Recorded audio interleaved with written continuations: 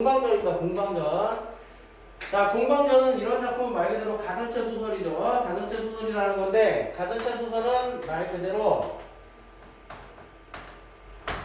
의인화해서 뭐를 의인화하느냐? 사물을 보통 의인화해가지고 그것을 가지고 비판을 하는 내용으로 풍자를 하면서 그 비판하는 내용으로 쓰여진 작품들이 보통 가전체 소설이라고 해요. 그래서 이 공방전 같은 경우에는 뭐에 대해서 얘기를 하는 거냐면 말 그대로 돈에 대해서 얘기하는 거예요. 돈에 대해서. 그래서 돈의 폐해와 그 다음에 그로 인한 경계, 그리고 또 돈을 함부로 쓰는 거에 대해서, 그래서 그런 것들을 비판하고자 하는 게 바로 이 공방전의 목적이라고 보시면 됩니다. 자, 공방에 사는 관지다. 공방이란 구멍이 모가나게 뚫린 돈, 관지는 돈의 꿰미를 뜻한다. 그 조상은 일찍이 수양산에 숨어살아서 세상에 쓰인 적이 없었다. 이렇게 되어 있는데, 그 조상은 일찍이 수양산에 숨어살아서 세상에 쓰인 적이 없더라 라고 얘기를 하면 뭐가 되는 거냐? 말 그대로 그전에는 세상에 돈이 쓰이지 않았다는 얘기죠. 세상에 돈이 쓰이지 않았다.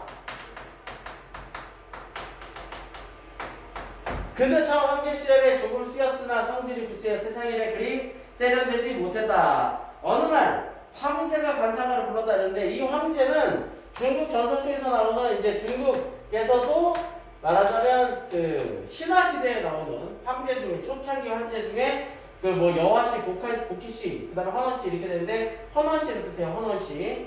그가 한참 동안 관상을 보고 말했다. 사냐의 성질이라 쓸만하지 못하나.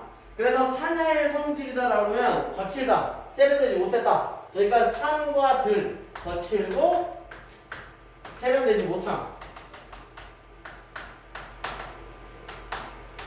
쓸만하지 못하거나 많은 폐하가 만물을 좋아하는 풀무와 망치로 때를 긋고 빛을 갈미한 그 자신이 마땅히 점점 드러날 것입니다. 그러니까 만물을 좋아하는 풀무와 망치로 때를 긋고 빛을 갈미한 그 자신이 마땅히 점점 드러날 거다. 말 그대로 돈을 만드는 게 이 엽전처럼 생각하시면 돼요.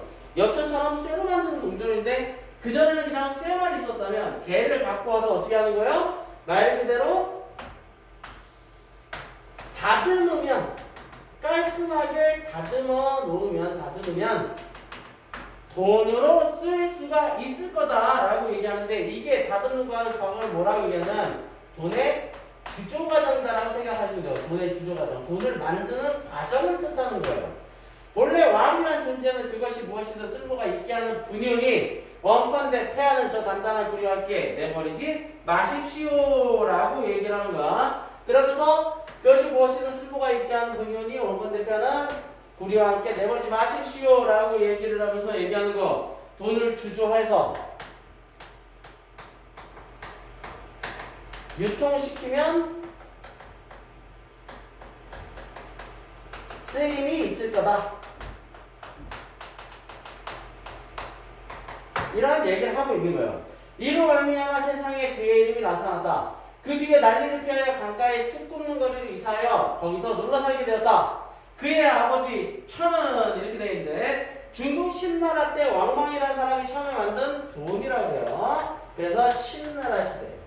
그래서 주나라의 재상으로 나라의 세금 매기는 일을 맡았다. 공방은 밖은 둥글고 안은 모나며, 그래서 밖은 둥글고 안은 모나다, 겉은 둥글고 안은 모나다. 동전이죠, 엽전. 우리가 흔히 알고 있는 거. 그러면서 때에 따라 그에 맞게 잘 변하더니 라고 얘기를 하는데, 자, 이 모습은 말 그대로 요 모습, 요거를 같이 뭐라고 생각하면 되냐면 돈의 모습을 묘사한 거기도 하는데, 한편으로는 또 다른 식으로는 이중적인 면모를 얘기하는 거예요. 면모를 드러내고 있는 거죠. 자, 그러면서 맞게 살면서 한나라의 벼슬하여 홍련경이 되었다더라. 그런데 그때 오나라 왕 비가 교만하고 참남하여 권세를 도맡아 부렸는데, 공방이 그에게부터 많은 이득을 보았다라고 얘기했으니까 붙어 먹은, 그러면서 뭔가 이제 말하자면 의인화된 거니까 제가 어떤 큰 역할을 했다는 걸 볼 수가 있는 거죠. 자, 그러면서 무제 때에 천하의 경제가, 한나라 무제를 얘기하는 거고, 천하의 경제가 궁핍하여 나라의 창고가 텅 비었으므로 위에서 걱정하여 공방에게 부민후라는 벼슬을 주어 그 해물이 연철승 근과 함께 조정이 있었는데 근이 매양 형님이라 하고 이름을 부르지 않았다더라 라고 얘기했는데 연철승이라는 거 부민으로 하는 벼슬을 주었다 라고 얘기하는데 부민후는 뭐냐? 백성을 풍요롭게 한다 라고 얘기하는 거예요. 그러니까 백성을 풍요롭게 하는 벼슬을 줘서 그 해물이 연철승 갱과 함께 연철승은 또 어떤 역할을 하는 거냐면 소금과 철을 관리하는 벼슬이에요. 그래서 있었는데 근과 함께 조정이 있었는데 근이 매양 형님이라고 부르더라. 그만큼 공방을 존경했다는 얘기죠. 공방의 성질이 욕심 많고 더러워 염치가 없었는데 그래서 보면 직접적으로 제시를 해주는 거죠. 공방의 성격이죠. 공방의 성격. 그래서 공방의 성격은 뭐냐? 욕심이 많고 더러워 염치가 없다. 말 그대로 탐욕적이다 라고 알 수 있는 거예요. 이제 재물과 씀씀이를 더하게 되니 본전과 이자의 경종을 저울질하기 좋아하였다. 나라를 편안하게 하는 것은 반드시 질그릇, 새 그릇 쓰는 것을 만드는 기세가 있는 것이 아니라요. 백성과 더불어 작은 이익이라도 다투었다. 물건값을 낮추어 곡식을 천하게 하고 재화를 중하게 하여 백성으로 하여금 근본인 농업을 버리고 끝인 상을 쫓게 하여 농사에 방해를 끼침으로 관리들이 많이 상소하여 노랬으나 위에서 듣지 않았다더라. 그러니까 쉽게 얘기하면 뭐 하는 거예요? 말 그대로 돈이라는 것들이 생기면서 사람들이 다 더불어 작은 이익, 돈을 더 많이 벌기 위해서 싸웠고 물건값을 낮춰 곡식을 천하게 하고 그러니까 곡식을 물건으로 값을 매기면서 곡식의 가치가 낮아지는 거예요. 그러니까 물건에 우리가 소위 말하는 재화의 가치가 낮아지는 게 아니라 그 본연의 가치가 낮아지게 돼버렸다는 얘기야. 그러면서 재화를 중하게 하여 백성을 하여금 근본의 농을 버리고 끝인 상, 장사하는 것들을 얘기하고 농사에 방해를 끼침으로 관리들이 많이 상소하고 그랬으나 듣지 않았더라 이렇게 얘기하는 거야. 그러면서 공방은 또 재치있게 권세가들을 잘 섬겨 그 문에 드나들며 권세를 부리고 벼슬을 팔아올리고 내침이 있고 손바닥 있음으로 벼슬을 치들이 절개들을 웃겨 그를 섬겼다더라 라고 얘기하는데 이 부분을 통해서는 우리가 알 수 있는 건 뭐를 알 수 있느냐 라고 얘기를 한다면 돈과 권력이 쉽게 결탁되는 거. 그러니까 쉽게 얘기하면 우리가 뇌물을 주고 받는다든 거. 뭐 이런 것들을 얘기하는 거야. 그래서 쉽게 얘기해서 우리가 조선 때 보면은 돈을 가지고 족보도 사고 그 다음에 벼슬도 사고 이런 것들을 하는 것들. 말 그대로 그 단직을 사고 파는 것들, 내관매직을 하게 되는 모습을 이런 것들을 통해 미리 볼 수 있는 거. 이에 곡식을 쌓고 내보는 것도 문서와 증서가 상같아 이루실 수가 없더라 라고 해서 내관매직으로 불을 쌓는 모습을 볼 수가 있는 거야.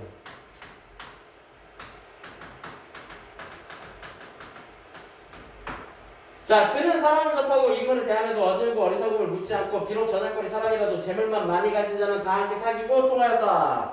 때로는 혹 거리에 못된 젊은이들과 어울려 바둑두기와 투자나기를 일삼고 뒤섞이기 좋아하므로 사람들이 말하였다. 공방에 말 한마디에 그 무게가 황금 백금만 하다 라고 얘기했는데 이걸 통해서 그만큼 공방이 무소불위에 권력을 휘둘렀음을 알 수 있는 거예요.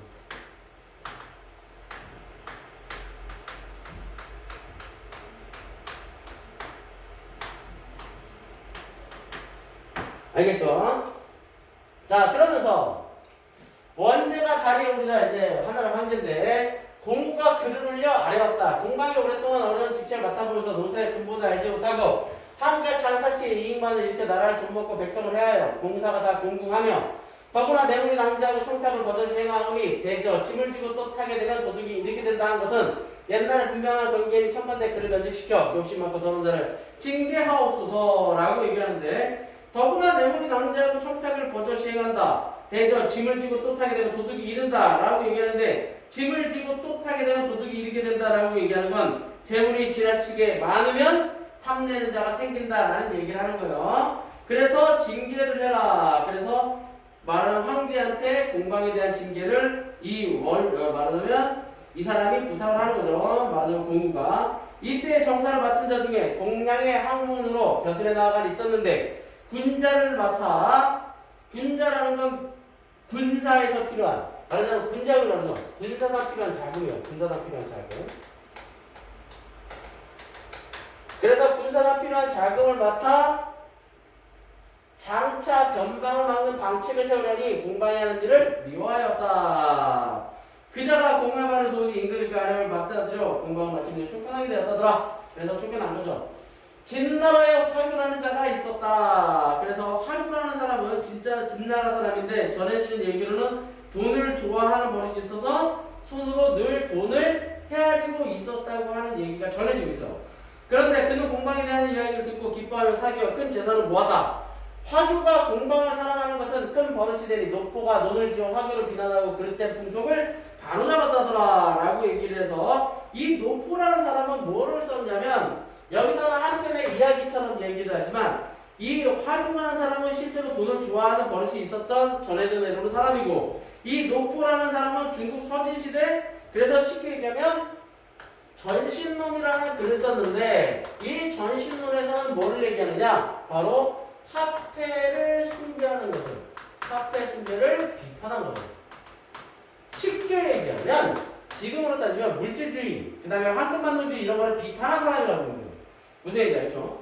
자 그래서 화교의 무리주의가 오직 완전만을 성품이 발달해서 소문을 즐기지 않았는데도 공방의 무리와 어울려 술집에 이르는 때로는 취하도록 마셨다. 왕이고는 입에 일찍이 공방의 이름을 담지 않고 다만 그것이라 일컬었으니 공방의 깨끗한 자에게 비천하게 여겨짐이 이와 같았다라고 얘기했어. 그러니까 입에 그 사람의 이름을 올리는 것조차 싫어하는 거예요.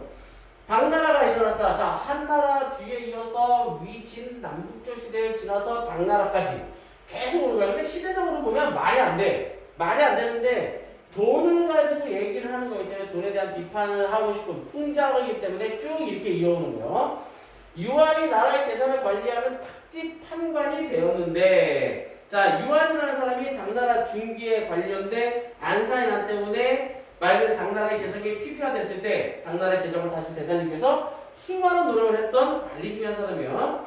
자 당시 국가의 재산이 넉넉하지 못했으므로 임금께 청하여 다시 공방의 방법을 써서 나라의 씀씀이를 편하게 하였으니 그의 말이 식화지에 있더라. 그러나 그때 공방은 죽은 지가 이미 오래였고 그렇죠. 우리가 봐도 죽은 지가 이미 오래될 수밖에 없는 거죠. 그만큼 시간이 흘렀다는 걸 얘기하는 거예요. 그런데 그 사이에 어떻게 된 거예요? 세상에 다시 돈이 유통되지 않고 있었다는 걸 알 수가 있는 거예요.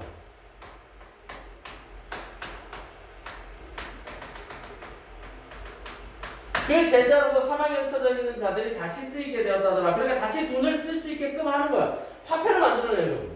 그 방법이 개원 천보의 즈음에 크게 행하여 위에서 조서를 내려 공방에게 조이대 부소 부승의 벼슬을 추준하기까지 하였다더라. 그러니까는 쉽게 얘기해서 그가 죽은 뒤에 그의 제자들로 하여금 그의 방법이 널리 쓰이면서 사후에 벼슬을 받게 되는 거예요.